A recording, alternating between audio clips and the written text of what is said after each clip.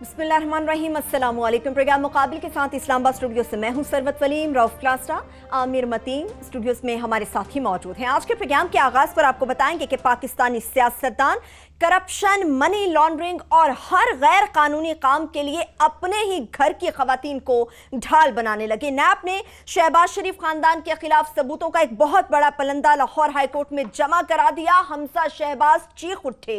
नैब ने शहबाज शरीफ की एहलिया नुसरत शहबाज, उनकी बेटी राबिया इमरान और जवेरिया अली से कौन कौन से अहम सवालात पूछ लिए। एक्सक्लूसिव डिटेल्स हैं जो कि प्रोग्राम के पहले हिस्से में आपके साथ शेयर करेंगे। इसके साथ साथ ये भी आपको बताएंगे कि शहबाज शरीफ की एहलिया तहमीना दुर्रानी के मनी लॉन्ड्रिंग के जरिए खरीदी गए 3 अपार्टमेंट्स के मंजर आम पर आने के 48 घंटों के अंदर तहमीना दुर्रानी ने बिल्किस ईदी पर भी किताब लिखने का फैसला कर लिया। यहां पर सवाल यह है कि यह फैसला क्या अपनी कमजोर साख को सहारा देने के लिए किया गया है, यह जानने की कोशिश करेंगे। इसके साथ साथ यह भी आपको बताएंगे कि पाकिस्तानी ब्यूरोक्रेसी अपना काम दिखा गई। Chairman NAB justice retired Javed Iqbal ने 19 ग्रेड के गिरफ्तार अफसरों को हथकड़ियां ना लगाने का हुक्म दे दिया। क्या नैब ने ब्यूरोक्रेसी के घुटने टेक दिए उनके सामने और अब सिर्फ पटवारियों को पकड़ने के लिए यह रह गया है नैब, यह भी जानने की कोशिश करेंगे। प्रोग्राम के जब दूसरे हिस्से की जानिब बढ़ेंगे तो आपको बताएंगे कि वजीर आजम इमरान खान की काबीना एमनेस्टी स्कीम पर तकसीम हो गई। काबीना अराकीन की अक्सरियत की एमनेस्टी स्कीम पर शदीद मुखालिफत। वजीर खजाना एमनेस्टी स्कीम के हवाले से काबीना को कायल करने में भी नाकाम हो गए। पीटीआई की मुजव्वजा एमनेस्टी स्कीम इन माजी की स्कीमों से किस तरह से मुख्तलिफ है और इसके बार मकासद क्या हैं, आज काबीना इजलास में क्या अहम फैसले किए गए, इसकी अंदरूनी कहानी आपके साथ शेयर करेंगे। और प्रोग्राम के आखिरी हिस्से में आपको बताएंगे कि वजीर आजम का हुक्म भी हवा में उड़ा दिया गया। फार्मास्यूटिकल कंपनीज के मालिकान अब वजीर आजम इमरान खान पर भारी पड़ चुके हैं। अद्वियात की कीमतें 72 घंटों के बाद भी कम नहीं हो सकी, मरीज रुल चुके हैं। इसका भी फॉलोअप देंगे, मगर इसके साथ साथ बड़े इंकशाफात भी आपके सामने करेंगे कि साल 2017 से 18 में कैपेसिटी कीमत में आईपीपीएस को 298 अरब रुपए की अदायगियों का सेनेट की तवानाई कमेटी में बड़ा खौफनाक इंकशाफ हुआ। इसकी डिटेल शेयर करेंगे, मगर सबसे पहले क्लास साहब, आज हमने देखा हमजा शहबाज बहुत ज्यादा चीख रहे थे। घर की खवातीन पर बात आई है तो उन्होंने अपनी इज्जत के ऊपर बात ले ली है, मगर जब खुद घर की खवातीन के नाम पर जो कुछ करते रहे हैं उसका खुमियाजा भी तो भुगतना पड़ेगा।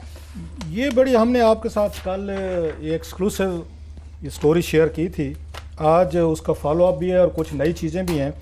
फॉलोअप ये है कि नैब ने बाकायदा एक जो आज इतना ज़्यादा वो शोर डाला हुआ था हमजा शहबाज ने, अब की दफ़ा जो वहाँ पे नैब ने आज वहाँ पे हाई कोर्ट में जो आमिर साहब उन्होंने चीज़ें सबमिट कराई हैं, जो मैंने पढ़ी हैं, कोई मेरा 20 पेजेस का डॉक्यूमेंट है, एनेक्चर्स इसके अलावा हैं, बैंक स्टेटमेंट्स हैं, उसमें तमाम वही कोई फलूदे वाला, पापड़ वाला, रेढ़ी वाला, तो वहाँ पे उनके पियन वगैरह उन सारे की डिटेल जो हैं, अब की दफ़ा सबूत तो उन्होंने बड़े तगड़े जो है ना नैब ने आज उन्होंने जमा करवाए हैं, जिस पे मेरा ख्याल है इनके लिए एक बहुत बड़ा चैलेंज भी है और बड़ी इनके लिए मुश्किल भी पैदा हो जाएगी अगर इनका नैब का एक प्रॉपर एक बेहतर प्रोसिक्यूटर वहाँ पे मौजूद हुआ और प्रेजेंटेशन वैसे ही की गई जैसे कि वहाँ पे आज उन्होंने फैक्ट्स बताए हैं। तो मेरा ख्याल हमजा शहबाज शरीफ साहब के लिए बहुत बड़ी मुश्किलात पैदा हो सकती हैं अगर कोई डिवाइन मदद ना आ गई, कोई ऊपर से कोई ना कोई उनको ये मदद ना आ गई। और जैसे एतजाज़ हसन कहते हैं कि हाउस ऑफ शरीफ इस हवाले से बड़ा माशाल्लाह वो लकी है कि इनको कहीं ना कहीं हर दौर में इनको कोई ना कोई जनरल मुशर्रफ भी मिल जाता है जो इनको डील दे देता है, इनको जनरल जिया साहब भी मिल जाते हैं, इनको जनरल कियानी साहब भी मिल जाते हैं, इनको वहाँ पे कोर्ट कचहरी से भी बहुत सारी चीज़ें आते जाते मिल जाती हैं, मीडिया भी इन पर बड़ा इन पर मेहरबान हो जाता है, बहुत सारे मतलब है पूरा एक भानमुती का कुंभा बन के इनकी सपोर्ट इनको मिलती है। ये तो लकी हैं इस मामले में। 2-4 चीज़ें आज आमिर साहब, एक तो मेरे पास वो 32 वो क्वेश्चंस हैं जो मैं अभी शेयर करूँगा आपके साथ, जो नैब ने भेजे हैं इनको शहबाज शरीफ साहब की फैमिली को, इनकी 2 बेटियों को और इनकी मिसेस को, उनको नुसरत शहबाज को भेजे गए हैं। आई एम जस्ट वंडरिंग कि इसी तरह के सवालात जो सवालनामा जो है ना वो तहमीना दुरानी को क्यों नहीं भेजा गया, जब ये कहा जा रहा है, हुकूमत ये कह रही है कि जनाब के इनके नाम पे 3 फ्लैट जो है ना, वैसे ये एक अलहदा स्कैंडल है, आमिर साहब ने एक दफ़ा मेंशन किया हुआ है, हम उसको भी किसी वक्त टच करेंगे कि मारगला की पहाड़ियां जो हैं उन्हें बर्बाद और तबाह करके एक हाउसिंग सोसाइटी उस पर बना दी गई है। बिल्कुल बिल्कुल। ये जहाँ पे इनके लिए गए फ्लैट्स वो एक और किस्म का स्कैंडल है। और लंदन, हिंद, सिंध में उसकी मशहूरियाँ हो रही हैं कि इस्लामाबाद के पहाड़ के ऊपर एक हाउसिंग सोसाइटी लॉन्च होगी जिसका कुछ ताल्लुक खैबर पख्तूनख्वा से है और उसमें कोई पीटीआई के बड़े बड़े बिग गन जो है ना वो भी इन्वॉल्व हैं। ये एक और स्कैंडल है, उसको फिर किसी वक्त के लिए उठा रखते हैं। आजकल में आते जाते इसको भी पकड़ेंगे कि चीफ जस्टिस साहब आप तो ये फरमा रहे हैं ना कि यहाँ पहाड़ियाँ खा गए, यहाँ पीटीआई की हुकूमत के कुछ लोग मिलकर पूरे का पूरा पहाड़ खा गए और वहाँ पे ये तमीना दुरानी साहबा को 3 फ्लैट शहबाज शरीफ साहब ने अपनी पहली बीवी के अकाउंट से लेके दिए।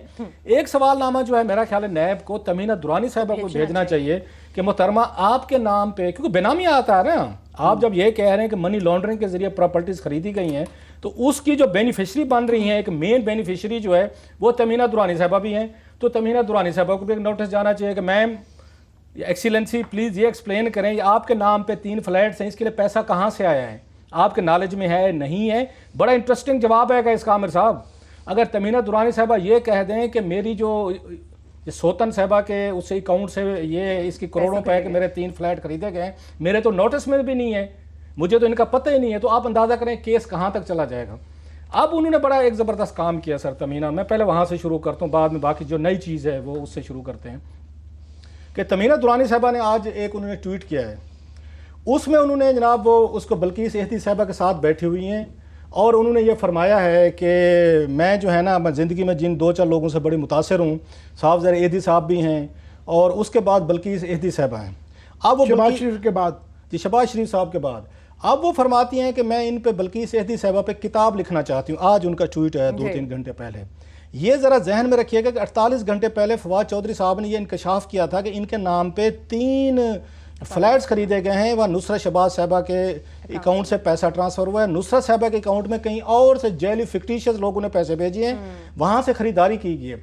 सो मेरा ख्याल है वो जो उन पे थोड़ा सा वो दबाव आया है ना, ये प्रेशर आया है कि जनाब आप तो सोशलिस्ट थी माशाल्लाह, आप तो लोगों को अपने कपड़े जूती भी दे देती थी, अपने खाने पीने की चीज़ें भी दे देती थी, आपके कैसे 3 फ्लैट आ गए। तो आज उन्होंने अपनी गिरती हुई या थोड़ी सी वो डिटेरियोरेट होती हुई साख को बेहतर करने के लिए उन्होंने जो जाकर ढूंढा है जिस बंदे को, उसका नाम है बल्कीस एहती साहबा के। जनाब देखा कि मैं कितनी गरीब परवर हूँ और गरीबों पर मैं किताब लिखूंगी। पहले ज़रा आमिर साहब आज एक आपको वो दिखाते हैं कि इन तमीना दुरानी साहबा ने क्या फरमाया था, कितने सोशलिस्ट हैं, कितना उन बेचारों के दिल में गरीबों का दर्द है, ये बड़ा गरीब परवर हैं। वो ज़रा सुन लें, फिर मैं वापस आके बताते हैं कि ये 3 फ्लैट्स के जो पैसा है इसकी फर्दर जो सवालात किए गए हैं नुसरत साहबा से, इनकी सोतन से, जो इनकी बड़ी बेगम साहबा हैं, कि उनसे इनसे रिलेटेड क्या सवालात किए गए हैं वो मैं वापस आके बता दूँ। 32 क्वेश्चन हैं, बड़े अहम क्वेश्चन, बड़े अहम सवालात है, वो वापस आके बता दूँ। पहले तमीना साहबा का वो बयान सुन लें, जरा वो क्लिप सुनाते हैं पहले। मैं तो चलता फिरता ईदी साहब का झंडा पकड़ा हुआ 10 मरले में। I have nothing, I own nothing, I have nothing in my accounts, I have no foreign account. मैंने सारा कुछ बांट दिया। I gave away all my jewellery, my clothes, my everything that was unnecessary in my life. I gave it ये away. Clip हम मेरे ख्याल class अब आई have nothing, I own nothing सब बांट दिया, तो ये साजिश लग रही है। इस फरियाद के बाद तो नहीं उनको ये फ्लैट दिए गए थे वैसे? मेरा ख्याल है साजिश लग रही है कि ये उनकी गुर्बत की दास्तान सुनते हुए शहबाज शरीफ साहब को तरस आ गया हो तो उसके बाद शायद फ्लैट्स दिए गए। वैसे उन्हें ये भी बता देना वो चाहिए अपना वर्जन देना चाहें तो she is more welcome to. Version उन्होंने दे दिया ना फवाद चौधरी साहब को। फवाद चौधरी साहब ने परसों फरमाया था कि इनको 3 फ्लैट वहाँ पे इन्होंने मारगला पहाड़ों पे जो पीटीआई के लोग शामिल हैं वहाँ पे खरीद के दिए गए हैं। तो विद इन 48 आवर्स उन्होंने जवाब दे दिया ना कि मैं उन पे सितार एहती साहब की जो बेवा है मैं उन पे किताब लिख रहा हूँ। जवाब है उनका, ये जवाब समझा जाए ना ताकि आवाम को पता चले कि वो कितने केयरिंग हैं, कितने लविंग हैं, कितना सार। हमने तो कल भी आमिर साहब ने तजवीज़ किया था ये 3 फ्लैट जो है ना, जो यहाँ मारगला के पहाड़ों पे एक हाउसिंग सोसाइटी नई बनाई गई जो वहाँ पे इसको तबाह बर्बाद किया जा रहा है मारगला पे, वो 3 फ्लैट ही उनको दे दें। इनके तो नोटिस में नहीं होगा, हम तो इनको बेनिफिट ऑफ द डाउट दे रहे हैं कि बेचारी ये तो सोशलिस्ट हैं, ये तो कोई अपने पास कुछ रखती भी नहीं है, खाती पीती नहीं है। बेनिफिट ऑफ डाउट ये तो दिया जा सकता है, उनके लिए तो बड़ा उनकी क्रिमिनल इंटेलिजेंस नहीं है, उनका तो बड़ा आसान जवाब है कि ये पैसे जो हैं आए हैं तो ये नुसरत बीबी के से आए हैं, तो पूछना तो नुसरत बीबी को ही बनता है। नहीं, जो बेनिफिशियरी होता है उसको इन्होंने क्या डिसोन किया है? मैं वही तो कह रहा हूँ, नैब को इनको एक क्वेश्चनर बनता है कि वो तमीना साहबा को भेजें कि जो बेनिफिशरी होता है किसी भी क्राइम का सर, या किसी का इस तरह का फाइनेंशियल क्राइम हो, उससे भी पूछा जाता है कि एक्सीलेंसी ये पैसा आपके अकाउंट में कैसे आ रहे, आपकी जायदाद कहाँ से आ रहे। और नायब ने सबको बुलाया है, ये जितने पापड़ वाला, रेढ़ी वाला, टांगे वाला, खोते वाले, उसके रेढ़ी वाला, फलूदे वाला, सबको बुलाया है नायब ने। तो इनसे भी पूछा, ये इनकार कर दें वहाँ पे, जैसे उन बाकियों ने कर दिया जी मेरे नोटिस में नहीं है, आप पूछें नुसरत साहिबा से या जिन लोगों ने प्रॉपर्टी खरीदी है। तो बड़ा मेगा स्कैंडल है। अगर ये कहती हैं तमीना दुरानी साहिबा, जो आपकी बात ठीक है, हमें बेनिफिट ऑफ द डाउट देना चाहिए, अगर ये फरमाती हैं कि मेरे नॉलेज में नहीं है कि मेरी बड़ी सौतन ने या बड़ी बेगम साहिबा ने मेरे नाम पे प्रॉपर्टी खरीद के रखी हुई है और मेरे नोटिस में नहीं है, it's a big scam then, ये उससे बड़ा स्कैम है। वैसे इससे पहले कि आप 32 सवालों पे जाएं, एक और सवाल इस पे आता है कि अगर ये तमीना बीबी ने ये डिक्लेयर नहीं की हुई, शहबाज शरीफ साहब ने, क्योंकि स्पाउस को आप प्रॉपर्टी सारी डिक्लेयर करनी होती है और इनके नाम पे ये थे और शहबाज शरीफ ने ये डिक्लेयर नहीं की हुई, तो उनकी भी नाअहली का केस बन जाता है, मिस डिक्लेरेशन। खैर वो जमानतें भी हो जाती हैं, स्टे भी हो जाता है, वो नाअहली वाली बातें छोड़, वो आपके मेरे लिए, छोटे लोगों के लिए अदालतें एक्टिव होती हैं। आप किसी और दुनिया में रहते हैं, आइडियलिस्ट, आपकी यूटोपियन दुनिया है। अब बड़े मज़े के सवालात किए गए, ज़रा स्क्रीन पे अगर वो सवालात आप ज़रा थोड़े से चलाएं। आमिर साहब, एक इंटरेस्टिंग आज स्टडी किया हमने, मैंने किस्मत खां के कल ज़िम्मे लगाया था अपना चीता है हमारा, मैं एक ज़रा निकाल कि ये शरीफ ख़ानदान जो कब से अपनी ख़वातीन के नाम पर मनी लॉन्ड्रिंग कर रहे हैं, और ये बड़ी पुरानी स्टोरी है सर, ये आज की नहीं है। जो लोग आज तो सिर्फ वो उनकी बेटियों के नाम आते, मतलब ये है ये तीसरी या चौथी नस्ल जो है जिनके नाम इस्तेमाल हो रहे हैं ख़वातीन के। हाउस ऑफ शरीफ की ये तीसरी या चौथी नस्ल है जिनकी ख़वातीन के नाम पे मनी लॉन्ड्रिंग के स्कैंडल आ रहे हैं। It's not for the first time. जो मेजर इन पे स्कैंडल आया था आमिर साहब, आपको याद होगा, जिसको हुदैबिया पेपर मिल का नाम दिया जाता है, और अल्लाह भला करे उनको, जस्टिस फैज़ ईसा साहब की मेहरबानी, अल्लाह उनको मज़ीद तरक्की दे और एक दिन उन्हें मुल्क का चीफ जस्टिस बनाए, हम तो दुआ ही कर सकते हैं। उन्होंने जो उसको क्लोज किया था और नहीं खुलने दिया था, वो सबसे ज़्यादा ओपन एंड शट केस था। और उन्होंने जस्टिस काजी फैज़ ईसा साहब ने यह फरमाया था कि जनाब अगर किसी ने इसके मेरिट और डिमेरिट को गुफ्तगू की, जब वो केस की हेयरिंग कर रहे थे, तो पेमरा को हुक्म दिया था कि उन चैनल्स को भी बंद कर दें, एंकर्स को भी पकड़ लें और जुर्माने करें, और कोई इस पे कोई बात नहीं हो सकती थी। अगर इस पे आपको कोई एतराज़ नहीं था तो मेरिट डिमेरिट डिस्कस होने चाहिए थे। खैर उन्होंने गैगिंग आर्डर दिया, एक तरह का गैगिंग आर्डर था, वो हो गया, और किसी को उन्होंने डिबेट नहीं करने दी टीवी चैनल पे, किसी ने उसमें नहीं किया। रीज़न, सबसे मैसिव सबूत उसी रिपोर्ट में थे जिसमें इसाक डार साहब का कन्फेशनल स्टेटमेंट और उनका जनरल अमजद साहब के साथ डील, उनकी रिहाई, डार की सब कुछ वो उसमें था ये। और प्लस उसमें रहमान मलिक साहब और पीपल्स पार्टी दौर की हुई थी, वो इमरान खान ने भी नहीं की थी। वो बड़ा खौफनाक केस था जिसको उन्होंने आके टाइम बार किया है। कोई मेरिट पे केस का फैसला नहीं हुआ, सिंपली ये कहा गया कि उससे पहले कमर जमा चौधरी ने वो केस को उन्होंने जाके अपील नहीं की थी सुप्रीम कोर्ट में। हाई कोर्ट ने जब क्लोज किया, उन्होंने कहा अब लेट हो गए, वो खुदा का खौफ करना चाहिए हमें। 2 अरब रुपए की मनी लॉन्ड्रिंग हो गई, मुल्क का पैसा लूटा गया है, आप टाइम बार के चक्कर में पड़ गए। चलें ठीक है जी, बड़े लोग हैं, अब हम तो एक हद तक की बात कर सकते हैं। अब पता ये चले आमिर साहब, उस वक्त उसमें खानदान की 44 औरतों का नाम था जिनके नाम पे मनी लॉन्ड्रिंग। आमिर साहब उस वक्त जो खवातीन थी, मैं उनके नाम अगर आपको पढ़ के दे दूं, किस्मत खान ने बड़ा काम किया, चले वापस आ जाएं। किस्मत has done a good job कि हमने पूरी रिपोर्टें खंगाली हैं, हमने पूरी चीज़ें निकाली हैं कि पाकिस्तान में खवातीन के नाम पे मनी लॉन्ड्रिंग, करप्शन, बेनामी जायदादें, तमाम इलीगल मनी जो है पाकिस्तानी बिजनेसमैन हो या पाकिस्तानी पॉलिटिशियंस हो या दीगर बड़े बड़े लोग हों, अपनी खवातीन के नाम कैसे लाते हैं, इस्तेमाल करते हैं, और कल को जब पकड़े जाएं रोते भी हैं और अदालतों से खवातीन के नाम पे हमदर्दी पे रियायतें भी ले लेते हैं। चलिए इसी टीजर के साथ एक छोटी सी ब्रेक की तरफ बढ़ते हैं। ब्रेक से वापस आके यहीं से कंटिन्यू करेंगे, हमारे साथ रहिए।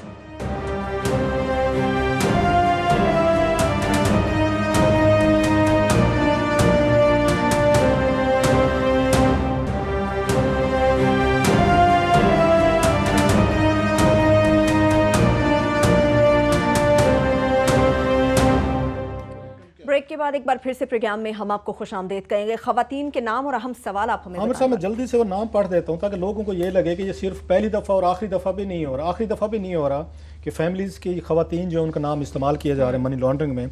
इससे पहले जो इन्होंने की थी सर, जो इकनॉमिक रिफॉर्म एक्ट भी बनाया, और जो रहमान मलिक की वो इंक्वायरी रिपोर्ट थी, पीपल्स पार्टी दौर में हुई थी, उसमें जो खवातीन के नाम आए थे ज़रा वो सुन लें आमिर साहब। उसमें शाइस्ता अब्बास साहबा थी, 56 लाख रुपए के सर मनी लॉन्ड्रिंग हुई इनके नाम पे। इसको नुसरत शहबाज साहबा उस वक्त भी इन पे भी उस वक्त भी इल्ज़ाम था और वो था 45 लाख रुपए पर। ये शमीम अख्तर साहबा थी, मेरा ख्याल है ये मियाँ साहब की वालदा साहबा हैं, इन पे 30 लाख रुपए इनके मनी लॉन्ड्रिंग हुई। सदर बेगम साहबा थी 56.5 लाख। इसको नसीम तारक साहबा भी थी, ये नसीम तारक साहबा 20 लाख।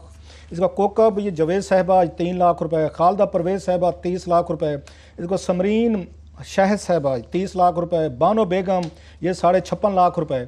ये सारे मनी लॉन्ड्रिंग में थे। हुदैबिया पेपर मिल जिसे सुप्रीम कोर्ट ऑफ पाकिस्तान ने यह कह के बंद किया कि वक्त गुजर गया है, अब ये केस रीओपन नहीं हो सकता, इसमें कन्फेशनल स्टेटमेंट थे। इसके बाद यास्मीन रियाज साहबा हैं, इनके नाम पे 45 लाख रुपए की मनी लॉन्ड्रिंग हुई। इसके बाद हनीफा बेगम साहबा 56.5 लाख। अच्छा, ये कोई घर का मेरा ख्याल है कोई इनकी तकसीम है पैसों की। शैस्ताबाद साहबा के भी 56.5 लाख रुपए हैं। इसको सदर बेगम साहबा 56.5 लाख रुपए। इसके बाद बानो बेगम साहबा इनके भी 56.5 लाख रुपए। फिर हनीफा बेगम साहबा इनके भी 56.5 लाख रुपए। इसके बाद ये शमीन बेगम साहबा इनके 56.5 लाख। इसके बाद मकसूदा बेगम साहबा 56.5 लाख। बाकियों के किसी के 30 लाख 20 लाख वो हैं। ये लगता है कि फैमिली में डिस्ट्रीब्यूशन हो रही थी कि किस किस के हिस्से में कितना ने, लिहाजा बाद जो 6-7 खवातीन हैं उनको 56.5 लाख रुपए उनके नाम पे मनी लॉन्ड्रिंग की गई थी। इसके बाद जहाँ पे आपका अल्लाह भला करे, नीलोफर ये याजा साहबा हैं 30 लाख रुपए। रिहाना खालिद साहबा हैं 45 लाख रुपए। फरा सिराज साहबा हैं 30 लाख रुपए। शमीन बेगम साहबा जैसे मैंने कहा 56.5 लाख। आबदा इकबाल साहबा इनका 45 लाख रुपए। मकसूदा बेगम साहबा 56.5 लाख रुपए। कौसर यूसुफ हैं इनके 45 लाख रुपए। इसके बाद फरा असलम हैं इनका 69 लाख रुपए। और ये मेमूना यहाँ पे इदरीस साहब हैं 20 लाख रुपए। ये खवातीन थी जिनके नाम पे माजी में इन्होंने पहले ही यहाँ पे की थी मनी लॉन्ड्रिंग की थी। अब की दफ़ा जो है ना 3-4 नाम जो है ना वो मज़ीद उनके सामने है, जिसमें नुसरत साहबा का भी है माशाल्लाह। अब अगली नस्ल तक बात चलेगी, बेटियां भी उसमें आ गई हैं। और साथ में जो पहले दफ़ा नया नाम आ रहा है वो उनके सलमान शहबाज की बेगम साहबा का भी नाम उनका आ रहा है। उनका मैं ट्विटर पे ट्वीट पढ़ रहा था, उन्होंने कहा जी हमारी जूती करती है डील। अच्छा, साहब जरा जब आप पाकिस्तान का सिस्टम ये सपोर्ट करेगा, नायब चेयरमैन साहब कहेंगे जी नोटिस वापस लिए जाएँ, बड़े आदमी पे हाथ नहीं डालना, तो फिर ये लोग तो यही कहना कि मेरी जूती करती है। ये उनके था ट्विटर पे था, उन्होंने लंदन से ट्वीट किया होगा, उन्होंने कहा कि हमारी जूती करती है। जूती तो करती है, मगर ये कैबिनेट में भी आज ये मामला डिस्कस हुआ है और मैं कैबिनेट के अफराद से एग्री करता हूँ कि सलमान साहब का जो इंटरव्यू दिया जिसमें उन्होंने इन चीज़ों के सवाल किए गए, तो ये बिल्कुल उस तरह का इंटरव्यू था जिस तरह हुसैन नवाज ने पनामा के ऊपर दे के फंस गए थे। तो इसमें भी उन्होंने एक इनकार नहीं किया इन तमाम चीज़ों की, वो जो पापड़ वालों के और फलाने के जो टीटी के ज़रिए पैसे आते रहे, उन्होंने इनकार नहीं है। सो कन्फेशनल स्टेटमेंट तो आ गया है उनका कि मान लिया उन्होंने कि ये चीज़ें हुई हैं, जो है हमजा की ज़्यादा बोलता है, पहली बात। दूसरा, ख़वातीन के इशू पे ये है कि पाकिस्तान में पीपल्स पार्टी का जो भी हम बड़े उनके आजकल की आसिफ जरदारी साहब की पीपल्स पार्टी पे तनकीद करते रहते हैं, मगर जो नून लीग वाले नवाज शरीफ साहब, शहबाज शरीफ साहब बीबी के साथ करते रहे हैं, बीबी भी एक खातून थी और जिस तरीके से उनको जेलों में और बाकी जगहों पे जिस तरीके से वो किया ट्रीटमेंट दी जाती थी, उसके बाद आप आजकल भी फरियाल तालपुर जो हैं वो अदालतों में जा रही हैं और जो है पीपल्स पार्टी ने कम से कम ये इशू नहीं बनाया कि वो खातून है और देखें जी उनको अदालतों में बुलाया जा रहा है, ये नहीं है। दूसरा, अलीमा बीबी का नाम लेते रहते हैं। अलीमा उनका आपने ही अपने स्टोरी के अंदर ब्रेक किया था कि वो दुबई में उनका फ्लैट निकल आया था और वो पब्लिक ऑफिस नहीं होल्ड करती, वो पब्लिक ऑफिस नहीं होल्ड करती और उसका जो जुर्माना और जो सज़ा थी वो FBI भी गई, वो अदालत में भी गई। किसी ने ये नहीं कहा कि जी वो प्राइम मिनिस्टर की बहन है, वो ना ही कभी किसी की तरफ से एतराज़ आया कि जी वो खातून है और प्राइम मिनिस्टर की बहन है। देखिए जी FBI वालों ने बुला लिया, अदालत वालों ने बुला लिया, बिल्कुल ठीक है, एक कानूनी एक रिक्वायरमेंट है वो पूरी करनी पड़ती है। दूसरा का सब ये हुदैबिया का आपको मैं बताऊं कि ये आज ये जो फवाद चौधरी साहब ने ये जो इशारा दिया है कि PTI वाले सोच रहे हैं CRPC में ज़ाब्ता फ़ौजदारी के अंदर जो तरमीम ला रहे हैं जिसके अंदर मनी लॉन्ड्रिंग को भी जो है ना उसको उनकी तहवील में देने का है, अभी सिर्फ नैब कर सकती है। ये जो है ना बहुत बड़ी चीज़ हो जाएगी, क्योंकि अभी तक पुलिस के पास या प्रोविंशियल या फेडरल गवर्नमेंट के पास वो वाले इख्तियारात नहीं हैं। वंस अगर ये तब्दीली हो जाए तो ये इसके बहुत ज़्यादा फिर हर कोई जो है ना वो इनके काबू में आ सकता है। और दूसरा, हुदैबिया की फॉर्म में उन्होंने, अदालत ने उसको केस को बंद कर दिया था, मगर हमेशा नए शवाहिद आते हैं, उसकी रोशनी में और नए कानून की रोशनी में हमेशा दोबारा खुल सकता है। कि ऐसे नहीं उन्होंने हुदैबिया के केस को बंद किया, कह रहे मगर ये कि जनाब ये नए शवाहिद आए हैं, ये नए मनी लॉन्ड्रिंग के चीज़ें आई हैं, दोबारा एप्लीकेशन दे के वही चीज़ों की इन्वेस्टिगेशन नहीं रुक सकती है। ये जितनी हमें कानून की बुनियादी चीज़ों की समझ है।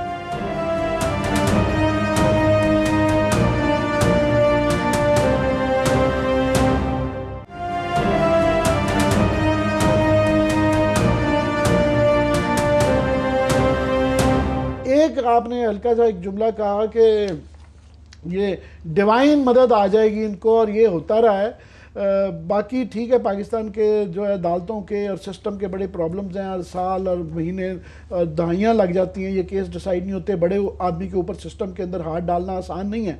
मगर फ़िलहाल जो कि हमारी इतलाएँ हैं और जो हमारे दोस्त चंद हजरात जो वो मिल के आए हैं, वो कहते हैं कि वो मैसेज यही आया है जो मौजूदा ज़मीन पे जो डिविनिटी है कि NRO किसी किस्म का नहीं होगा, और यहाँ तक कि बच्चों की कस्में खाई गई हैं कि ये कोई किसी किस्म की रियायत नहीं दी जाएगी, बल्कि बहुत ज़्यादा इस चीज़ पे कंसर्न पाया जाता है कि जुडिशरी के यहाँ चंद लोग अगर पाए गए कि उनके यहाँ से कोई बायस्ड वो आ रहा है, तो उस पर कंसर्न बहुत ज़्यादा पाया जा रहा है। ये मैं आपको खबर दे दूँ। सही है सर, मैं एक खबर आपको मैं भी देता जाऊँ इससे पहले कि दोबारा मैं उसी पे सवालात पे हूँ कि एक नया एडवोकेट जनरल या पंजाब भी लगा दिए गए हैं, और जो अब की दफ़ा जो मेरी इतलात हैं बड़े इंतहाई काबिल और हार्वर्ड यूनिवर्सिटी के जो लॉ ग्रेजुएट और बड़ा उनका मैसिव और बड़ा बैकग्राउंड है, उनका नाम है सरदार अहमद जमील सुखेरा।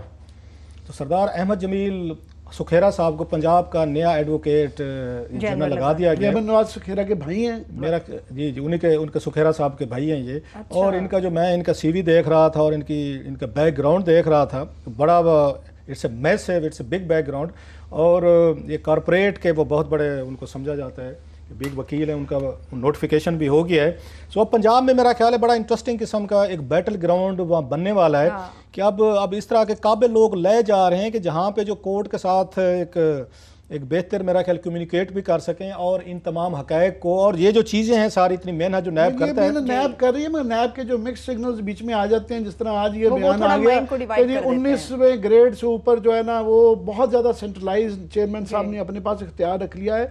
और मेरा ख्याल जो बाबुओं ने उनको बुला लिया था पिछले दिनों, वो एक प्रेशर में थोड़ा सा आगे में। हाँ। ये कोई रियायत नहीं है कि पॉलिटिशियन के लिए ऐसे होगा, बाबुओं के लिए ऐसे होगा, छोटे बाबू के लिए ऐसे होगा, बड़े बाबू के लिए ये किसी भी कानूनी मंतक इस पे नहीं अप्लाई की जा सकती, इस तरीके से नहीं है। मगर ये जो बयानियां हैं ये बिल्कुल गलत है कि बाबू जो है ना इनके ऊपर नैब पड़ी हुई है। ये नैब के अपने फिगर्स पिछले दिनों आए थे, 1300 के करीब इस वक्त केसेस हैं क्लास साहब जिसको भी इन्वेस्टिगेट कर रहे हैं। 2-3% भी नहीं है जो कि बाबुओं से रिलेटेड है।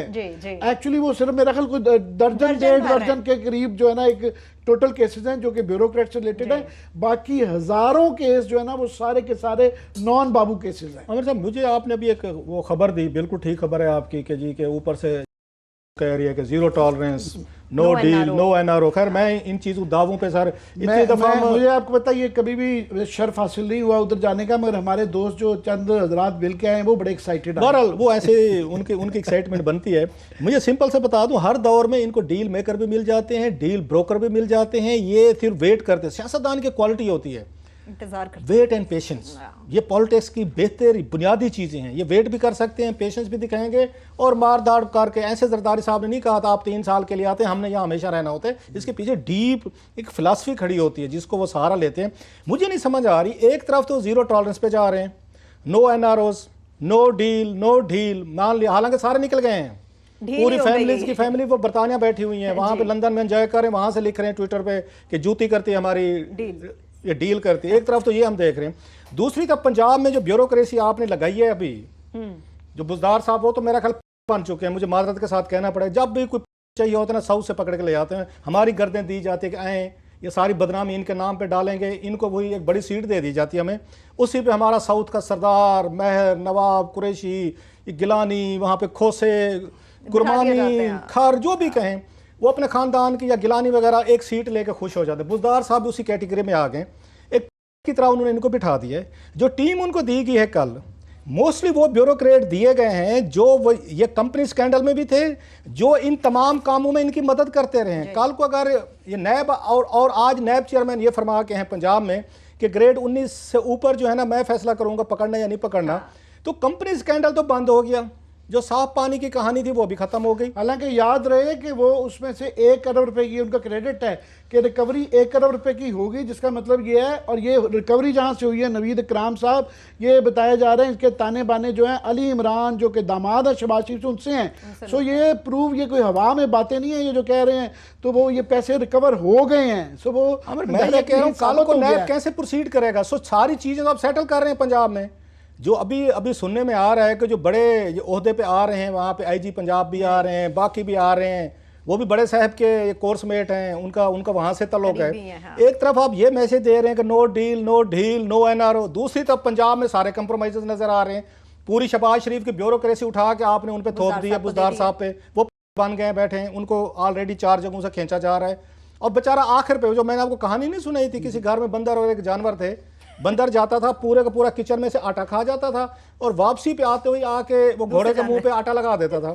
अब सुबह मालिक ने आना तो किचन खा ली, तो घोड़े के मुंह पे आटा लगा, तो उसके बाद दुर्रे जो है ना वो घोड़े को लगते थे और बंदर बैठ के तमाशा देखता था।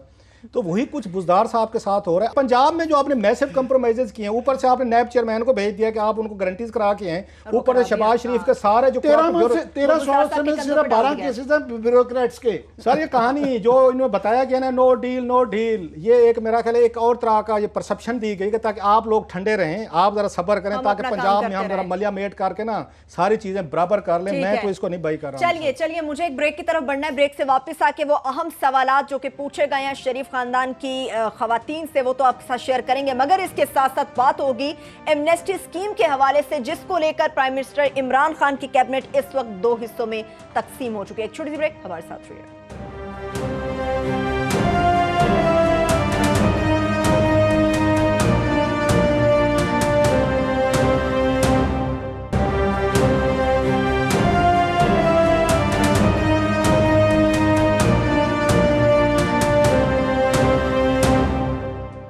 ब्रेक के बाद एक बार फिर से प्रोग्राम में हम आपको खुशामदीद कहेंगे। कैबिनेट की इनसाइडर स्टोरी तो बताएंगे, मगर उससे पहले क्लास में अहम सवाल जल्दी से मैं वो बता देता हूँ। वैसे वो जो हम एडवोकेट जनरल की बात की ना, मैं शायद उनको जमील कहा गया था, वो उनका नाम है सरदार अहमद जमाल सुखेरा, बड़े पढ़े लिखे हैं, मैं उनका CV पढ़ के वॉज रियली इम्प्रेस्ड। खैर अब आते हैं सवालात पे। आमिर साहब, जो शहबाज शरीफ साहब की बेगम साहबा से पूछेंगे, मैं जल्दी से आपको पढ़ देता हूँ कि जो बैरून मुल्क से आपको पैसे आ रहे थे उनके ज़राए और मकासद क्या से। अच्छा, बैरून मुल्क से जो आपको फ़ंड भेजे गए उनके नाम क्या हैं? जो बैरून मुल्क से फ़ंड भेजे थे उनका आपसे क्या ताल्लुक़ है? 2008 और 2017 के दरमियान आपके असासों के हसूल के ज़राए क्या थे और आपका इजाफा कैसे हुआ, आपके असासे कैसे बढ़े? तमाम कंपनियों के आप जो है ईयर वाइज उनकी सरमायाकारी की तफसीलात दें, अपने तहफ़ जो तनख्वाह वगैरह थी अगर कोई तो वो बताएं, और किन किन लोगों ने आपको तहफ़ दिए वो डिटेल दें, जिन लोगों से लिए हैं उनके नाम दें, और जिन जिन कंपनियों से आपको तनख्वाहें मिली हैं वो भी तफसीलात फराहम करें। और मॉडल टाउन लाहौर में घर नंबर जो है आपका 2 घर हैं, वो आपने घर कैसे खरीदे? और डोंगा गली में निशात लाज नामी असासा ख़रीदा आपने, वो कहाँ से पैसे है? सेम उनके राबिया इमरान साहबा से पूछे गए इसी तरह के क्वेश्चंस हैं, और उनसे जवेर अली साहबा से भी यही सवालात पूछे गए हैं जो मैंने आपको बताए हैं। लास्ट में बता दूं, आज हमजा साहब फरमा रहे थे, आमिर साहब, ये बड़ा एक नया एक्सक्यूज़ है कि मैं तो पब्लिक ऑफिस होल्डर ही नहीं था। तो मतलब ये है जो पब्लिक ऑफिस होल्डर नहीं है उसके लिए करप्शन जायज़ है? उसके लिए कोई लॉ इस मुल्क में नहीं है। पब्लिक ऑफिस होल्डर के बेटे तो थे, ये सवाल है। इन्होंने जो प्रॉपर्टीज बनाई है 2008 में शहबाज शरीफ साहब आ गए थे, 2000 चले आप 2000 पहले वाले ना दें जी, कहते 5 से 8 तक ही आप 2005 से 8 तक अब हिसाब नहीं देते। 2008 के बाद जो आपने अंपायर दूध दही अंडा यहाँ पर मुर्गी और सारी चीज़ें शुरू की, शुगर मिलें की और चीज़ें की, उनका तो बता दें कि आपके वाले साहब 10 साल अनस्टॉपेबल चीफ मिनिस्टर रहे हैं। ये आसमान से आपका मन्नो सलवा कहाँ से गिर रहा था, कौन सी जगह से पैसे आ रहे थे, कैसे यूज़ हो रहे थे। सो वो जो फरमा रहे हैं ना कि मैं क्योंकि पब्लिक पब्लिक ऑफिस होल्डर नहीं, ये पाकिस्तान में नया नारा है। स्पेसिफिक मुझ पे जवाब ये नहीं apply देना, नहीं होता। मोर थंडर देन फायर, बस शोर मचा देना और वो कि जी खवातीन गैरत का नाम ले लेना, जवाब नहीं देना सीधे सीधे। जिस तरह पनामा की रसीदें आज तक नहीं ना मिली, इसकी भी रसीद नहीं इसके भी देंगे, नहीं जवाब भी मिलेंगे, नहीं देंगे, वो कहेंगे जी बस ये जाती है। ये डिसग्रेस अगर हुआ है ना तो ये खुद कर रहे हैं, अपने अपनी फैमिली मेम्बरान को ऐसे नहीं लेके आते इन चीज़ों में। अगर 2 नंबर आपने करनी होते हैं ना तो फिर पापड़ वालों की तादाद बढ़ा लेनी थी। मतलब वही बात है ना, पापड़ वाले भी आ गए थे, घर वाले भी आ गए, लेकिन ये हमारी कोर्ट कचहरियों का माइंड बिल्कुल अच्छा पढ़ते हैं, मीडिया का, पब्लिक का। इसलिए यहाँ चीफ जस्टिस खोसा साहब ने जमानत ये मरियम नवाज साहबा की ये कह के कंफर्म कर दी कि क्या करें जी, औरत है ये जनाब, ये इसीलिए ही ये करते हैं ताकि औरत को देख के आपके दिल पसीज जाए, आप में नरमी आ जाए और आप कुछ ना कहें। मतलब ये कि पाकिस्तान में पब्लिक ऑफिस होल्डर के अलावा जो चाहे लूट ले उस पर कोई कानून नहीं और कोई चीज कोई नहीं होती। मनी लॉन्ड्रिंग की आपकी बात की है तो कैबिनेट में तो आमिर साहब ये भी फैसला हुआ कि अब सीटीडी मनी लॉन्ड्रिंग की तहकीकात करेगी। बिल्कुल, सीटीडी का वो भी बात कर रहे हैं कि उसकी जो है तरमीम करेंगे सीआरपीसी में। अभी वो तजवीज़ है मगर बड़ी खौफनाक तजवीज़ होगी क्योंकि आगे ही वो नैब ही नहीं संभाली जा रही, तो बाद में पुलिस और एफआईए के बाद ये इख्तियारात आगे तो वो है। मगर ज़्यादा तफसीलात क्लास साहब के पास हैं, मैं जल्दी से कैबिनेट की आपकी शेयर कर देता हूँ अंदरूनी कहानी कुछ मुझे पता चले कि एमनेस्टी पे बहुत सारी वो तनकीद हुई आज, और उस पर स्पेशली ये बहुत सारे वज़रा ये कह रहे हैं, जो ज़राए ने हमें बताया है कि पहले जो हमने लेके आई थी उनसे क्या फ़वायद हमें हासिल हुए थे कि अब जो नई आ रही इसमें क्या ऐसा डिफरेंस है जो पिछली नाकाम हुई है और हमारे वाली कामयाब होगी। और दूसरा, कुछ लोगों को अभी भी थोड़ा सा एहसास है, सेल्फ रिस्पेक्ट कुछ में बची हुई है, तो उन्होंने कहा जनाब कि कल को लोग हमें ताने देंगे, हम तो सबसे बड़े इसके नाके थे, चोर डाकू जो हैं, ये ब्लैक मनी जो वाइट होती है, हम खुद नारे मारते रहे, कल को हम पब्लिक को कैसे सेल करेंगे, ये भी एतराज़ात थे। खैर उस पर जो उन्होंने बताया है, इन्होंने वहाँ पे असद उमर साहब ने 2-3 चीज़ें वो कह रहे हैं। एक तो वो ये कह रहे हैं जनाब कि हम ये करेंगे, आपकी दफ़ा जो एमनेस्टी दी जाएगी कि आपको अपने एसेट्स पाकिस्तान लाने पड़ेंगे अगर बाहर से आप ले रहे हैं, ये मुख्तलिफ हो जाएगी। ये नहीं होगी कि एसेट वहीं पे रखे और यहाँ पे 2% पे उसको क्लियर करवा लें। एक तो ये उन्होंने कहा। दूसरा उन्होंने कहा बेनामी के हवाले से जो है उस पर लाज बड़े सख्त किए जा रहे हैं, सजाएं भी उस पर साफ ज़रा बढ़ाई जा रही हैं। और तीसरा जो इसका काम है, जो मुझे बताया मेरे उसने सोर्स ने, कि जब उनसे पूछा गया कि इससे रेवेन्यू कितना जनरेट होगा इतनी एमनेस्टी से, क्यों जो लाज हो रहा है, तो असद उमर के पास कोई फिक्र नहीं था कि कितना रेवेन्यू हम इससे जनरेट कर सकेंगे, कितना इससे पैसा आएगा। तो उन्होंने ये एक्सक्यूज़ दिया वहाँ पे कि जनाब हमारी कोशिश होगी कि इसको स्ट्रीमलाइन किया जाए और जो ब्लैक मनी जो है ना या ब्लैक एसेट्स जो है ना उनको वाइट किया जाए और उनको सामने लाया जाए। और तीसरी बात जो उसमें अहम थी कि इस पर कितना टैक्स होगा, तो मुख्तलिफ तजवीज़ें हैं सर, 5% भी है, 10% भी है, 15 भी है। आमिर साहब ने तो उस दिन असद उमर साहब को कहा था कि 40% करें, 50 जैसे इंडिया में किया गया। 50% 40% इसलिए कहा था कि इंडिया के अंदर जो है ना वो 40% है और उसके ज़रिए उन्होंने बहुत ज़्यादा कलेक्ट किया। समझ आती है कि कैबिनेट के अंदर उन्होंने कहा कि क्योंकि ये प्राइम मिनिस्टर का हमारी इत्तलाएं ये हैं कि उनका ये कहना था कि माजी के अंदर हम भी तनकीद करते रहे और इस पर बहुत तनकीद होती रही है, तो हमें जस्टिफिकेशन देनी चाहिए, इसको मुझे समझाएं कि क्यों हमें ये करनी चाहिए। इसीलिए इसके ऊपर डिबेट जो है ना वो पोस्टपोन की गई कि मजीद जल्दी में नहीं करना चाहिए, इस पर मजीद डिस्कशन करके है। और इसके अंदर 2-4 मेन सवाल है। पहला ये है कि आपने माजी का लोगों ने 2% के ऊपर इतने 2-2 अरब रुपए की डिक्लेयर कर दी है कि एडवांस कर दी कि फ्यूचर में भी जो है वो करवा लें, और उसके अंदर वो पैसा वापस आया नहीं था, वो पैसा बाहर है, उन्होंने डिक्लेयर कर दिया कि 2% में करवा लो, क्या जरूरत है 25%, 30% टैक्स देने की जरूरत है, तो फ्यूचर में भी जो कमाई करेंगे वो उसी के अंदर हो जाएगा, पहली बात। दूसरा, अभी भी जस्टिफाई करना बड़ा मुश्किल हो जाएगा इखलाकी तौर पे जो है ये तमाम बातें, ये डायलॉग हमने पिछली जो 10 दफ़ा ये जब भी एमनेस्टी स्कीम आई है ये इस तरह की बातें की गई हैं कि जनाब इसको हम डॉक्यूमेंट करना चाहते हैं, जनाब ये इसके ये हमें पैसों की ज़रूरत है, बला बला बला। ये सारा पुरानी ये डिबेट है। सीधी सी बात है, इसके अखलाकी मसाइल भी हैं कि आप जो है ना जो शरीफ आदमी है जो 25-30% टैक्स दे रहा है, कैसे आप ये जो काले धन को 5%, 10%, 15% पे छोड़ देंगे। दूसरा, कानूनी तौर पे भी जो है ये इसका जवाब बनाना बड़ा मुश्किल हो जाता है। तीसरा सबसे इंपॉर्टेंट कि ये ना कहीं जी डॉक्यूमेंट करने के लिए गए, हमें प्रैक्टिकली बताएं कि कितना कलेक्ट होगा, ये इंपॉर्टेंट है, ये फिगर आना जरूरी है। बाकी वो मेरा ख्याल है कि लास्ट 2 मिनट से मेरे लास्ट 2 मिनट मैं क्विकली ये कह दूं कि सेनेट के अंदर जो हम आगे शोर मचाते रहते, बड़े माइंड बॉगलिंग फिगर्स आए हैं कि सेनेट की तवानाई कमेटी के अंदर जो ये बताए गए हैं फिगर्स कि आईपीपीज को कैपेसिटी के चार्जेस में 298 अरब दिए गए हैं, और ओवरऑल मैं आ रहा हूँ, ओवरऑल जो तमाम कैपेसिटी परचेज प्राइस तमाम कंपनियों को जो ये एनर्जी की हैं 471 अरब रुपए दिए गए ये एक हैं। साल में। कैपेसिटी चार्जेस ये हैं कि जब आप ये जो डील्स की गई थी इनके साथ, जब मुआहदे किए गए थे, तो ये मुआहदा किया था कि आप करें ना करें, चले ना चले, आपको ये पैसा मिलेगा। मेरी इतला ये है कि ये फिगर ये पिछले साल का आया है, अब ये 600 अरब रुपया हो गया है। हम ये 2-2, 4-4, मतलब 5-5 1 अरब रुपए मेगावाट बिजली पैदा किए बगैर उन्होंने हमें नहीं दी, सिर्फ क्योंकि यूज नहीं हो रहे थे, उसका इनको 470 अरब दे दिया। सब जो मैं समझ 470, रहा हूं। अभी जो है इस साल का वो 600 अरब रुपया जो है ना, मेरी इतला है कि करीब कैपेसिटी चार्जेस आगे में हैं। एक बिजली का वार्ड कि नहीं वो दिया। जो कहते हैं ना कि हमने 10,000 मेगावाट दे दी, 10,000 कैसे दी गई? वो प्लांट जो है नकारा हैं, इनएफिशिएंट हैं, काफ़ी सारे चल ही नहीं रहे हैं, और वो हमें वो पड़े भी हैं। लॉलीपॉप तो दे ये रहे एक हैं, हाँ। सबसे बड़ा पाकिस्तान का मेरा ख्याल ये स्कैम भी है और चैलेंज भी है। और ये भी गवर्नमेंट अभी 8 महीनों में इन्होंने जो हम कहते हैं ना एनर्जी के मसाइल, हमें बिल पे बिल ठोक देते हैं, गैस के भी पैसे बढ़ रहे हैं, बिजली के भी बढ़ रहे हैं, मगर ये जो मैस है उसको नहीं क्लियर कर रहे, और वो चुप करके आईपीपीज वाले भी बैठे हुए हैं और ये कंपनी वाले भी बैठे हैं। क्या जरूरत है?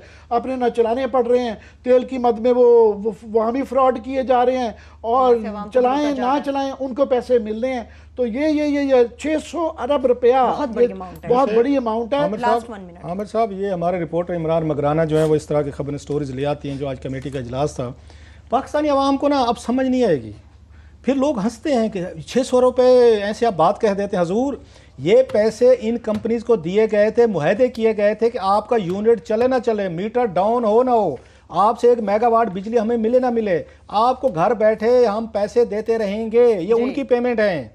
और ये जो आइडियालिज, बल्कि मैंने बताया था इंडिया से एक हमारे वहाँ पे आया था राकेश वैद साहब का मैसेज आया था, उन्हें शायद प्रोग्राम देखा, वहाँ के पाकिस्तान में तो लूट मची हुई है, इतना पैसा है आप लोगों के पास कि वहाँ काम भी कोई ना करे, आपका यूनिट इस्तेमाल भी नहीं हो रहा, 17% रेट ऑफ रिटर्न जो है ये सेनेटर नुमान साहब ने कहा यार। और डॉलर के अंदर पेमेंट ज़्यादा, काफ़ी सारी पेमेंट्स हैं जो कि डॉलर के हैं, हम डॉलर पे रो रहे हैं, हमारा करंट अकाउंट का डेफिसिट प्रॉब्लम हुई हुई है, डॉलरों की मुसीबत पड़ी हुई है, और इनको डॉलरों में पेमेंट हो रही है। तो ये सारे के सारे जितने भी एग्रीमेंट्स हैं इनको रिव्यू करने की जरूरत है और इनको तफ्तीश करने की जरूरत है। उसने राकेश साहब ने फरमाया था कि जनाब कोई मेहरबानी फरमाए, दोनों मुल्कों के तल्लुकात ठीक करें। अगर पाकिस्तान में अन्नी मची हुई है, दौलत इतनी आप लोगों के पास, हम आने को तैयार हैं और इससे बेहतर डील देंगे। ये जो आपको लूट रहे, अपने ही लोग लूट रहे हैं, हम आपको इस पे रेट ऑफ रिटर्न शायद 1/4 पे हम आ जाएं और आपको सारे काम करके दें। उनके मुंह में पानी आया हुआ है, यहाँ पे नोटों की बोरियां खुली हुई है, लोगों पे पेट्रोल के टैक्स, और आज जिन्होंने पेट्रोल बम वो गिराया था, ठीक है, उसमें आदिल साहबा ने आज उन्होंने अपनी तनख्वाह कैबिनेट से बढ़वा भी ली है। चलिए, इसके साथ ही प्रोग्राम भी अपने अख्ताम को पहुंच रहा। अपना बहुत सा ख्याल रखिए, खुदा हाफिज़।